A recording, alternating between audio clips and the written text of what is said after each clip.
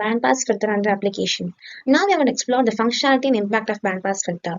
First, what is bandpass filter? A device that allows specific frequencies to pass while blocking others and ensuring clarity is called bandpass filter. And the principle of bandpass filter is it enables signals within a defined range to pass, enhancing desired frequencies effectively. The key advantage of bandpass filter is it improves the signal quality, reduces the noise interference, and selectively filters frequencies. Here is our medical imaging usage of bandpass filter and telecommunication application of bandpass filter. So this is an code for bandpass filter targeting 3 kHz. So step 1 is to define the filter specifications. So 41.41 kHz is common audio processing frequency. This is first frequency range and this is second frequency range. That is, we are targeting 3 kHz. So the low pass filter range is 2900 and the high pass filter range is 3100. And step 2 is to design and bandpass filter. We have used design fit. This section designs a fourth order Butterworth bandpass filter using the design fit function. The first order defines the sharpness of the cutoff, and in this case, fourth order filter is chosen. Half power frequency 1 and the half power frequency 2 specify the range that will be allowed to pass centered around 3 kHz. The FV2D function displays the frequency response of the design filter, allowing you to visualize its characteristics such as pass band and attenuation. Step 3 is to stimulate a signal contains 3 kHz and other frequencies. So in this step, the code creates a signal X that lasts for 1 second. The signal is a combination of 3 sine waves of frequency 1 kHz, 3 kHz and 5 kHz respectively. The signal X contains components of these frequencies. The goal is to isolate 3 kHz component using the bandpass filter. Step 4, we have used the filter. The filter function applies the design bandpass filter D to the signal X, generating filtered output Y. This step isolates the 3 kHz component, filtering out most of other frequencies, 1 kHz and 5 kHz. In step 5, we have used a plot filtered output. The first plot shows the original signal, which contains the 1 kHz, 3 kHz, and 5 kHz components. The second plot shows the filtered signal where 3 kHz is isolated. The 1 kHz and 5 kHz components are significantly attenuated by the filter. So let me run the code and show you the output.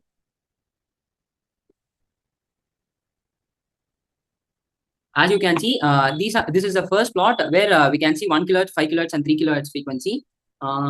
This is the second frequency where the 3 kHz frequency has been isolated. Greetings to the people who are viewing this video. Today, we are going to look into Introduction to Audio Classification using CNN and LSTM. Audio classification using CNN with spectrogram and LSTM involves combining both convolutional layers for feature extraction and recurrent layers for temporal sequence learning. Here is a brief outline of the procedure. So, the first step is audio pre-processing and spectrogram generation.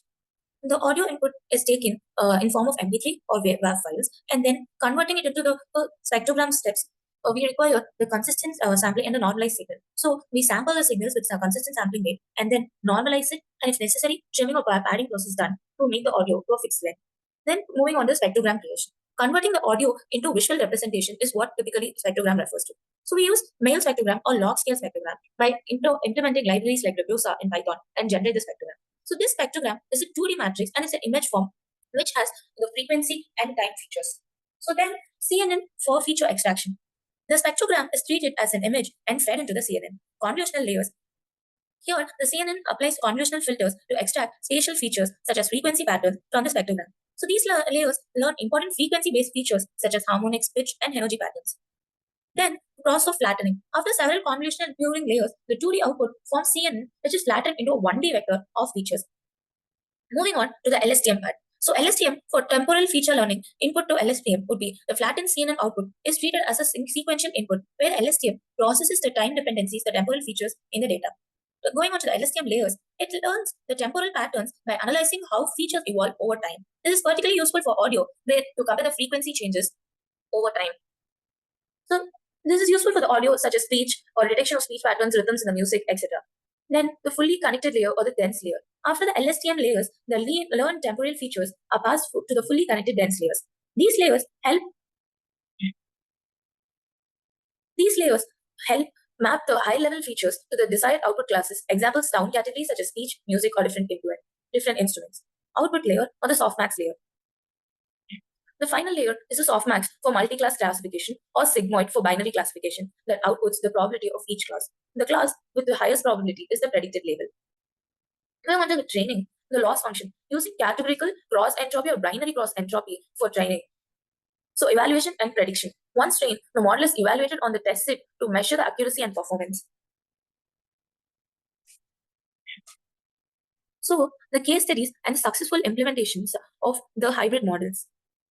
Here, they're well taken for the task like this model, it would be effective for decoding the ultrasonic guided waves for damage detection in the metallic pipelines. In the audio processing, like the gunshot detections and the time series data analysis, where we extract raw audio features, enhancing intelligent voice assistance. The spectrogram generations include the audio pre-processing converts signal into spectrograms representing frequency intensity over time.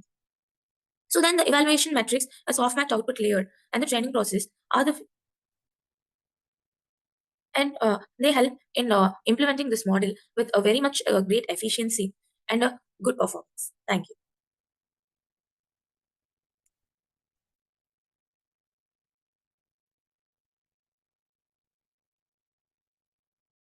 TDOA. TDOA stands for Time Difference of Arrival. It's a technique used to determine the location of the transmitter. By measuring the difference in time it takes for a signal to reach multiple receivers, we are using TDOA in our gunshot detection technology.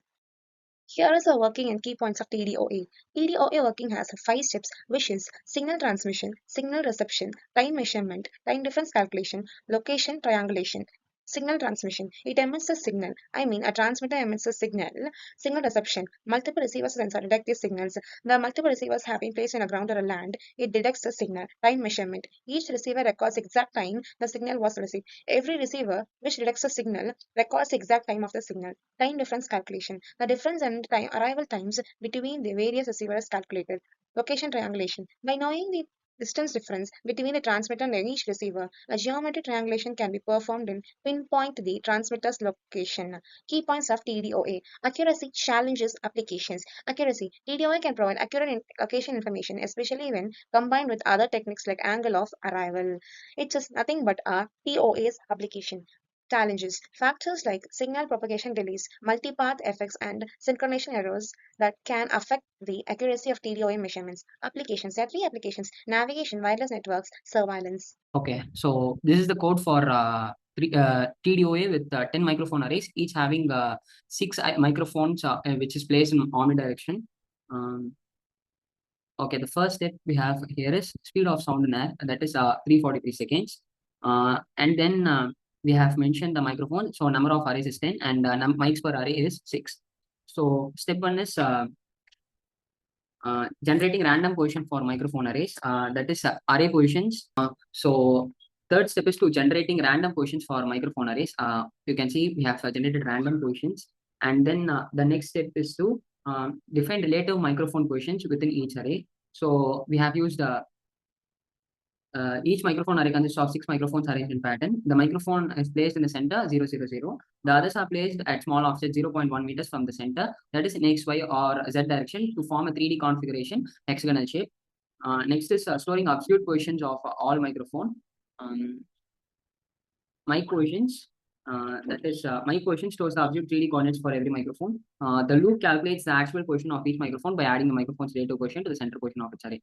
Stimulating the gunshot position, we have used shot positions. So the gunshot occurs at a fixed location in 3D space. Here at the coordinates 5, 7, 8.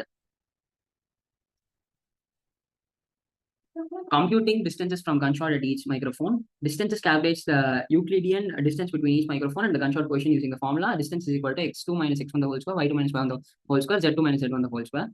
Next, calculating the time delays. So time delay calculates the time it takes for the sound to reach microphone by dividing the distance by the distance by speed of sound, 343 meters per second. Computing TDOA, that is time difference of arrival. That first microphone in the array is selected as reference microphone. TDOA is calculated on the difference between time delays of other microphones and reference microphones time delay. Initial guess for gunshot. So an initial guess for optimization algorithm is provided coordinates 5, 5, 5, which is approximately at center of 10 into 10 into 10 meter space. Displaying the results. We have used to display estimated gunshot position, converting the elevation to degrees. So the code converts azimuth and elevation from radians to degrees for reliability, and prints the estimated gunshot direction in terms of these angles. So let me run the code. You can see the output over here. These are the detected sound and the directions. So by using this, we are able to detect the exact angle, that is minus 45 degrees, and elevation angle minus 19.4740 degrees. Position estimation error 4.9176 e to the power